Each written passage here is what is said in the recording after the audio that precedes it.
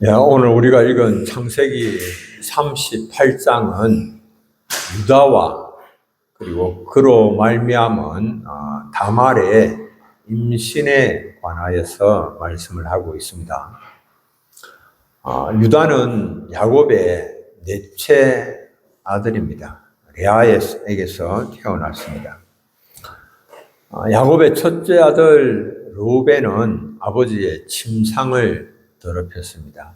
그래서 이렇게 질서상으로는 장자지만은 장자권을 잃고 말았습니다.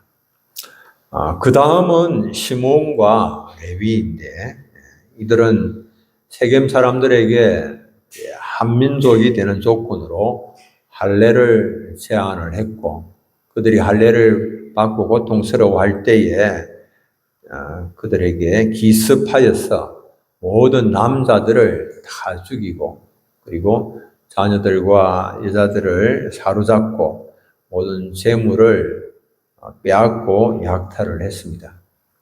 이로 인하여서 가나안 땅의 주민들에게 악취를 풍겨서 야곱의 가족의 멸망 위기에 야곱의 가족을 빠뜨렸습니다. 그래서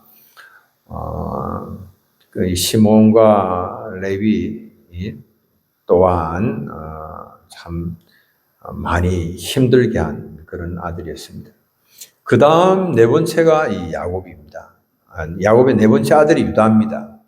네 번째가 유다인데 창세기 38장이 유다와 그리고 며느리 다말의 관계에 대하여서 보여줍니다. 유다가 특별히 주목의 대상이 되는 것은 예수 그리스도께서 유다의 계보에서 나시기 때문에 그렇습니다.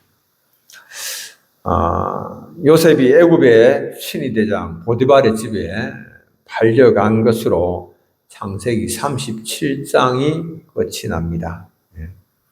그리고 창세기 39장에서는 요셉이 보디발의 집에서 가정 총무가 되는 과정과 보디발의 아내의 유혹에 성적 순결을 또 지키는 그런 것, 그리고 하나님께 죄를 짓지 않기 위하여서 이 성적인 유혹에 맞서다가 누명을 뒤집어쓰고 왕의 감옥에 갇히는 그런 장면이 등장합니다.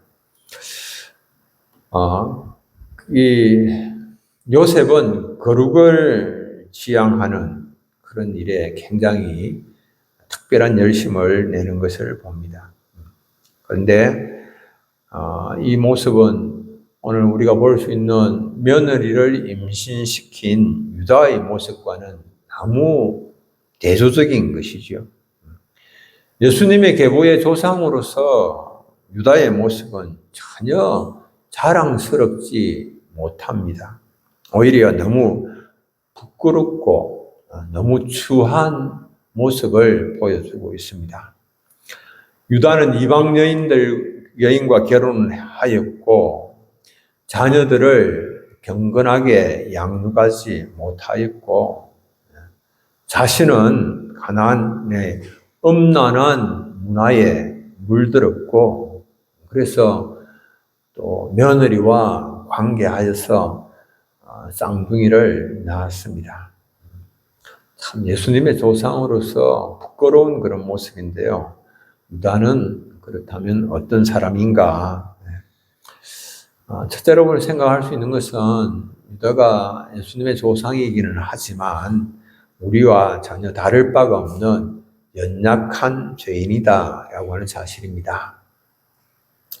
요셉이 형들의 시기로 물 없는 웅덩이로 던져졌을 때에 유다는 요셉을 죽이지 않고 이스마엘 사람들에게 팔자라고 제안을 했습니다.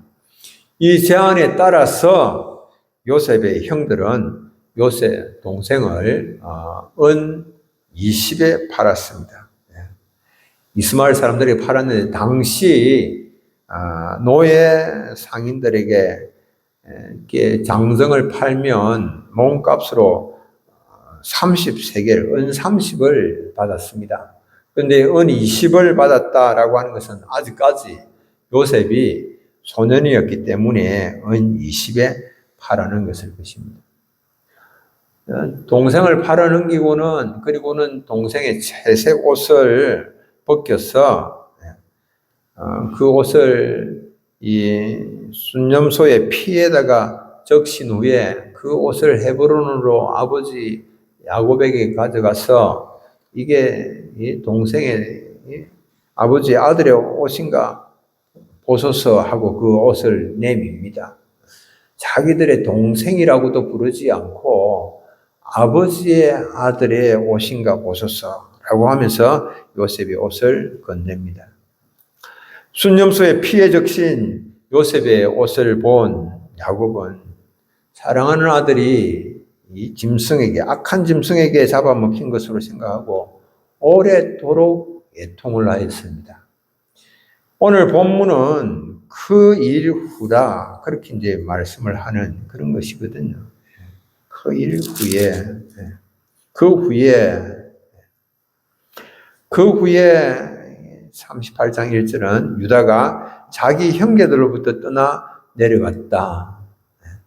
형제들로부터 떠나 내려갔는데 그것을 표준 번역에서는 이렇게, 새 번역에서는 이렇게 번역하고 있습니다. 그 무렵에 유다는 형제들에게서 떨어져 나가 히라라고 하는 아둘람 사람이 사는 곳으로 가서 그와 함께 살았다. 이 자신의 형제들과 함께 살지 않고 아버지와 부모님과 함께 살지 않고 그는 이제 이 아둘람으로 내려가서 히라와 함께 살았다. 이렇게 말씀을 하고 있습니다. 형제들의 무리를 떠나서 히라와 같이 살았다라고 하는 이 말은 동생을 팔아 넘긴 후에 형제들과의 심각한 불화가 있었다라고 하는 것을 의미하는 거죠.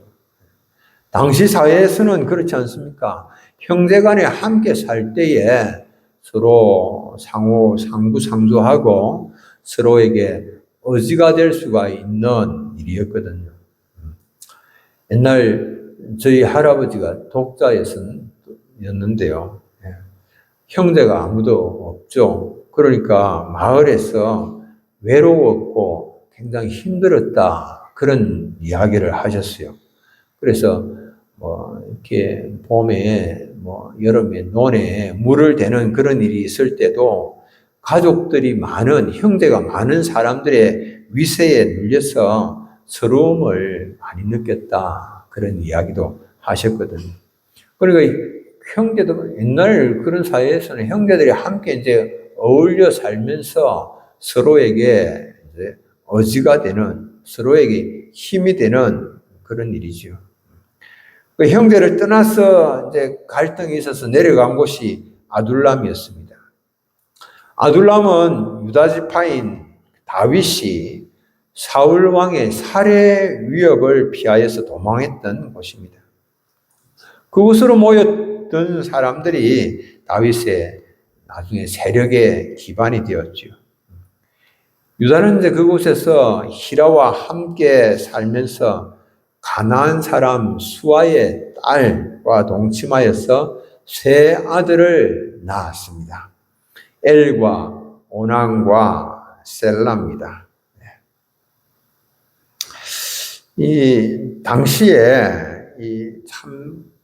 이 요셉의 이 유다의 조부 이삭의 경우에는 가나안 여인들의 타락한 문화의 영향을 받지 않기 위하여서 하란에서 리브가를 데려와서 결혼을 했습니다.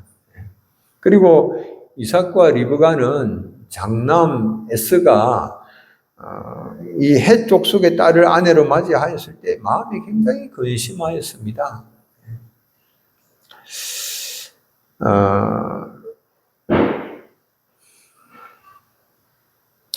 마찬가지로 이 야곱도 유다가 부모의 허락도 없이 가나안 여인을 이렇게 데리고 와서 동침을 하였을 때에 얼마나 그 마음이 힘들었고 그리고 근심하였을까 우리가 쉽게 짐작할 수가 있는 겁니다.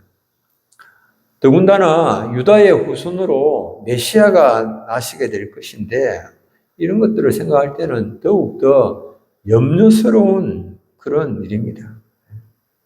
그뿐만 아니고 또 유다는 자신이 가나안 여인과 결혼한 것도 모자라서 또 자신의 장자 엘을 위하여서 가나안 여인 다말을 또 데리고 왔습니다. 그런데 이 유다의 장자 엘이 여호와 보시기에 악하였기 때문에 하나님께서 그를 치셨습니다. 계대결혼법에 따라서 장자 엘이 자식이 없이 죽었기 때문에 그 다음 찾아오나니 형수에게 들어가서 대를 이어야만 했습니다.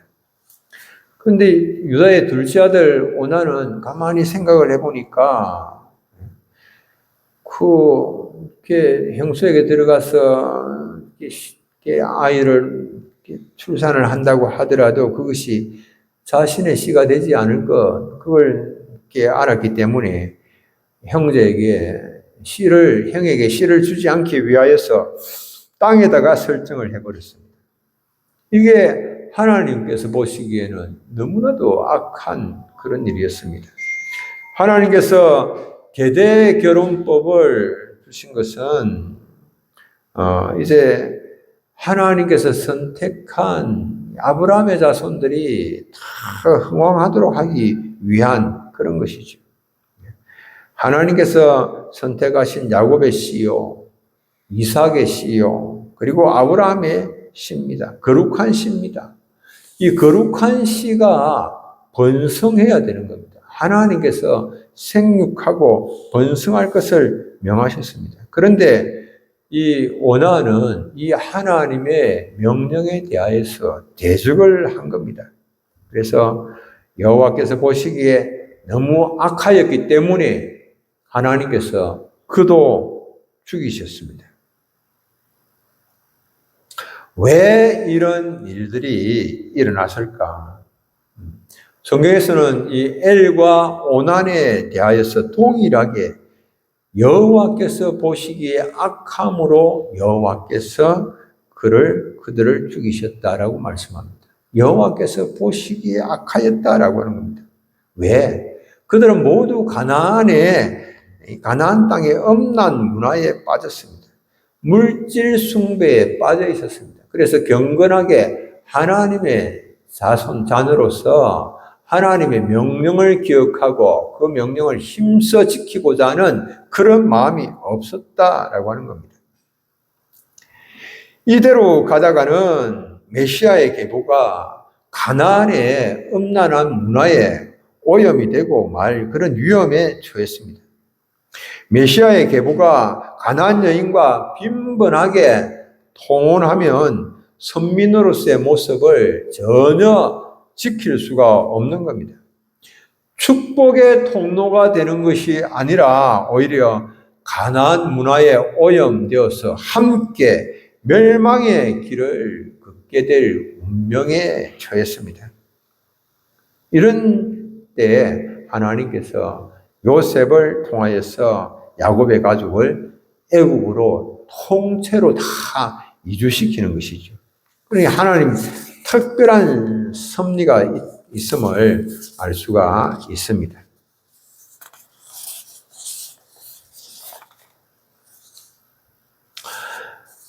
그곳 애굽으로 가서 고센 땅에서 출애굽할 때까지 460년을 지나는 동안에 아브라함의 후손은 가나안의 이방 문화, 이 영향력에서 벗어나서 온전히 하나님의 백성으로서 그곳에서 보존될 수가 있었다라고 하는 거죠. 우리는 하나님의 자녀이지만 한없이 연약합니다. 그리고 수많은 유혹에 노출된 채 살아갑니다. 하나님은 우리를 교회를 통하여서 온전히 보호하시기를 원하시고 보존하시기를 기뻐하십니다. 하나님의 백성으로서의 모습을 교회를 통하여서 신앙훈련을 하면서 예배하면서 서로를 돌아보고 함께 서로를 세워나가기를 기뻐하십니다. 두 번째로 하나님의 명령보다 유다는 아들의 안전에 더 관심을 가졌습니다. 유다는 큰아들 장자 엘에 이어서 차자 오난이 죽었을 때에 셋째 아들 셀라도 죽지 않을까, 죽음을 당하지 않을까 염려한 겁니다. 그래서 다말에게 이제 수절하고 친정에 가 있으라 그렇게 명하였습니다. 계대결혼법은 가문과 유산을 이렇게 보존을 하고 그리고 미망인을 돌보도록 하나님께서 명하신 것이었습니다. 신명기 25장 5절로 6절에 계대결혼법에 대하여서 말씀하고 있습니다. 형제들이 함께 사는데 그 중 하나가 죽고 아들이 없거든 그 죽은 자의 아내는 나가서 타인에게 시집가지 말 것이요 그의 남편의 형제가 그에게로 들어가서 그를 맞이하여 아내로 삼아 그의 남편의 형제된 의무를 그에게 다 행할 것이요 그 여인이 낳은 첫 아들이 그 죽은 형제의 이름을 잊게 하여 그 이름이 이스라엘 중에서 끊어지지 않게 할 것이니라 이렇게 말씀하고 있습니다. 이게 이제 계대결혼법입니다. 형이 아들이 없이 후사가 없이 죽었을 때는 동생이 형수에게로 들어가서 아들을 낳아서 대를 잇게 해야 되고 그리고 그 재산도 계속해서 상속이 되게 해야 할 것을 말씀을 하고 있는 거죠. 이 계대결혼법은 고엘 제도의 핵심을 내포를 하고 있습니다. 고엘이라고 하는 것은 히브리어에서 온 단어인데 친족 그리고 친족으로서의 역할을 하다라고 하는 그런 뜻을 가지고 있습니다. 이 고엘 제도는 공동체의 구성원들이 서로의 생명과 재산 그리고 가문을 보호해 주는 그런 상호 보호 제도였습니다. 고엘 제도. 예를 들면 이런 것입니다. 가난한 형제가 빚 때문에 팔려가면은 그럴 경우에는 가까운 친척이 그 빚을 갚음으로써 그를 종의 굴레에서 해방시켜 주는 겁니다. 또 형제가 자신의 토지를 팔았을 경우에 가까운 친척이 일정 기간 후에 그 값을 지불함으로 다시 그 토지를 돌려받게 하는 것, 이런 것입니다. 고엘 제도의 목적, 그것은 공동체의 존속과 발전에 있는 것이죠.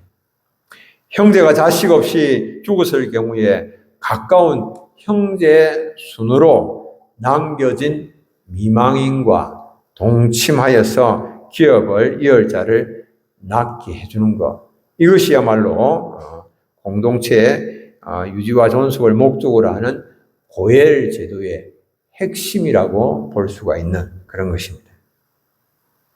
그런데 유다는 이 하나님의 명령을 복종을 하지를 않습니다.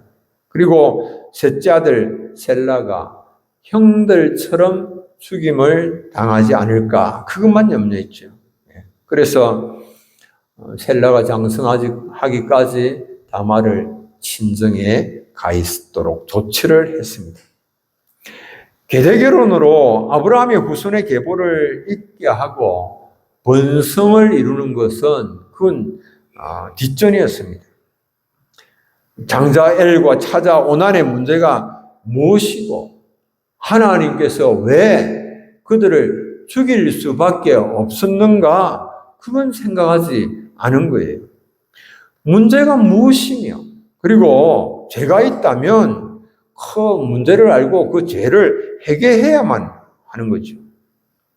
자신들의 집안에 깊이 들어와 있는 가나안의 이 음란한 문화, 타락한 문화, 이것에 지금 영향력이 깊이 가정에 빼어들어 있는데, 물질주의에 붙잡혀 있는데, 이런 것을 발견하고 제거하고 해결을 해야만 하는 일이었죠.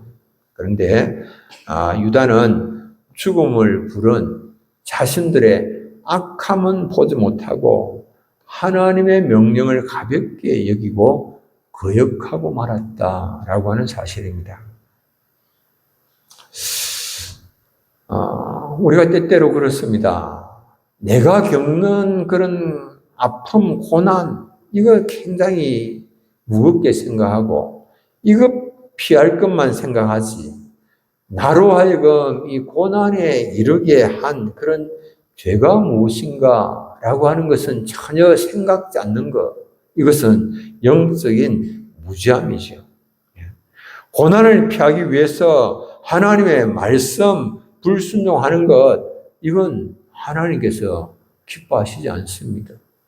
어쨌든 고난을 피해야 되겠다. 그래서 하나님의 말씀을 거역하더라도 고난만은 내가 피해야 되겠다. 이건 하나님께 기뻐하시지 않는 그런 일이죠. 우리 자녀들이 땅에서 잘 먹고 잘 사는 것에만 관심이 있지, 그들의 구원에 대하여서는 전혀 관심을 갖지 않는 거예요. 하나님의 마음은 이 땅에서 고난을 당하는 일이 있다 하더라도 그 영혼이 구원받는 이것을 더 기뻐하시겠죠. 고난을 통하여서, 십자가를 통하여서 부활의 자리에 나가는 것처럼 고난을 통하여서 오히려 이 영광의 자리에 나가는 것을 하나님께서 원하시겠죠. 근데 우리가 때때로는 그 반대로 행한다라고 하는 겁니다. 유다는 하나님의 명령을 순종하는 것보다 아들의 안전에만 관심을 기울였습니다. 그래서 부끄러운 가족사를 작성을 하게 되는 것이죠. 바른 판단을 해야 됩니다. 그리고 경건하고 자랑스러운 가족사를 써내려가야 됩니다. 이런 우리 성도님들이 다 되시기를 바랍니다. 세 번째로는 요셉은 유혹에 대적하여서 승리했지만은 유다는 유혹에 무릎을 꿇고 말았습니다. 예수 그리스도의 예표인 요셉은 믿음의 사람이었습니다. 그리고 꿈의 사람이었습니다. 그 주변의 사람들이 요셉을 보면 정말 하나님께서 함께 하신다라고 하는 것을 다 알 수가 있었습니다. 그의 범사가 형통하는 것을 보면서 이거 하나님께서 함께 하시고 하나님의 손이 도우시는구나 라고 하는 것을 다 알았고, 그래서 요셉은 주변의 사람들에게 축복의 통로가 되었습니다. 요셉은 또한 유혹이 있을 때에 맞서는 사람이었습니다. 성경은 뭐라고 말씀합니까? 마귀를 대적하라. 그리하면 너희를 피하리라 말씀을 합니다. 바로의 친위제장 보디발의 아내가 요셉을 유혹하였습니다. 그러나 요셉은 하나님 앞에서 범죄하지 않기 위해서 자신을 굳게 지켰습니다. 창세기 39장 9절, 이 집에는 나보다 큰 이가 없으며 주인이 아무것도 내게 금하지 아니하였어도 금한 것은 당신뿐이니 당신은 그의 아내임이라. 그런즉 내가 어찌 이 큰 악을 행하여 하나님께 죄를 지으리까. 요셉의 태도입니다. 그냥 어찌 사람의 눈만 피하면 되고 눈만 쏘이면 되는 것이 아니라 하나님께서 모든 상황을 불꽃 같은 눈으로 다 살피시고 보시고 아시기 때문에 죄를 짓는 것을 굉장히 요셉은 두려워하는 겁니다. 그리고 죄의 유혹에서 자신을 지키기 위하여서 힘을 썼습니다. 그냥 사람의 눈속임만 살짝 하고 아무도 모르는 데서 내가 그렇게 해도 괜찮다. 이런 마음 전혀 추구도 없는 겁니다. 그런데 유다는 창녀로 변장하여서 길가 이 에나임 문에 이렇게 앉은 다말을 범합니다.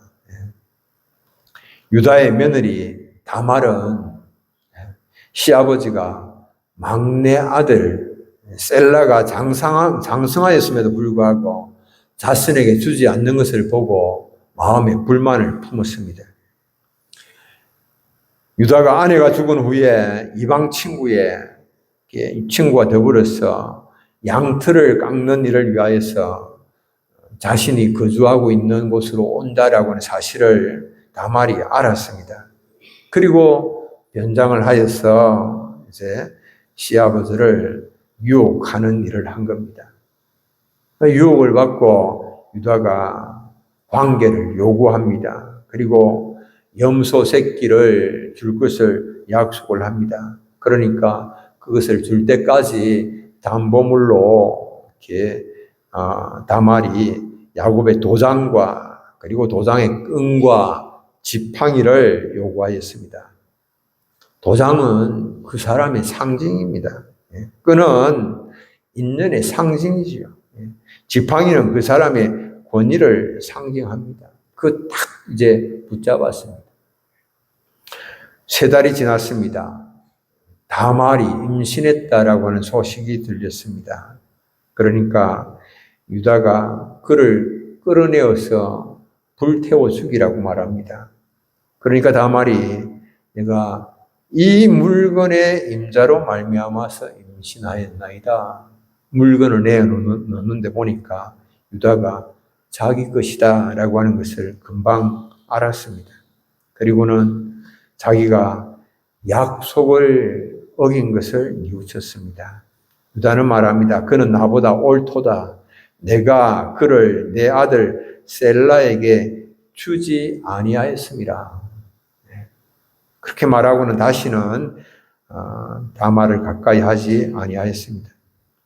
다말은 쌍둥이를 낳았습니다. 이 쌍둥이가 바로 예수님의 조상 중에 한 사람이 됩니다. 유다와 베레스는 예수 그리스도의 조상이 됩니다. 마태복음 1장 3절 이렇게 말씀합니다.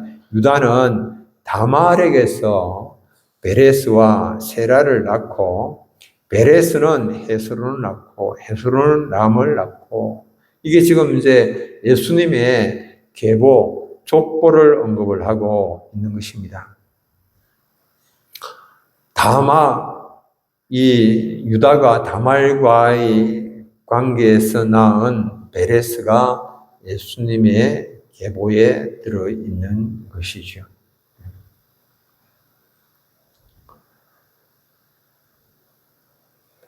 이 계대결혼법은 생육하고 번성하라고 하는 하나님의 명령을 이행해 나가는 한 방편입니다. 그러나 음란과 탐욕에 사로잡힌 자들은 공동체를 보존하고 그리고 번성케 하라는 하나님의 명령에는 별 관심이 없습니다. 오직 한 가지 관심을 갖는 것은 자신의 안전이요, 풍요요, 형통이요, 육적인 만족과 쾌락에만 관심을 갖습니다. 결과 하나님의 말씀을 거역을 하고 마귀의 유혹에 무릎을 꿇고 마는 것입니다. 유다의 타락과 부끄러운 행위에도 하나님은 하나님의 약속을 계속해서 이루어 나가십니다. 구원의 약속을 이루십니다. 죄로 인하여서 사탄의 종노를 하던 우리를 구원하시기 위하여서 유다의 계보를 통하여서 독생자 예수 그리스도를 이 땅에 보내셨습니다. 예수 그리스도께서 우리의 가장 가까운 친척, 우리의 마지 형님이죠. 고엘이 되셔서 십자가에서 대속의 죽음을 죽으심으로 우리를 죄에서 구속하시고 하나님의 자녀가 되는 권세를 주셨습니다. 하나님은 유다의 타락에도 불구하고 위대한 구원의 역사를 이루셨습니다. 하나님의 구원의 역사에 악하게 쓰임받는 것이 아니라 선하게 쓰임받고 불의의 도구가 아니라 의의 도구로 쓰임받을 수 있는 우리 사랑하는 성도님들이 다 되시면 좋겠습니다. 로마서 6장 16절 말씀을 마지막으로 함께 한번 읽겠습니다. 너희 자신을 종으로 내주어 누구에게 순종하든지 그 순종함을 받는 자의 종이 되는 줄을 너희가 알지 못하느냐? 혹은 죄의 종으로 사망에 이르고 혹은 순종의 종으로 의에 이르느니라. 아멘. 여러분들 죄의 종이 아니라 의의 종으로 자신을 구별하여서 구원의 역사를 위하여서 귀하게 쓰임받는 삶을 사시는 우리 사랑하는 성도님들 다 되시길 바랍니다. 우리 찬송 한 장 부르고 함께 기도하도록 하겠습니다. 찬송 341장 십자가를 내 가지고 341장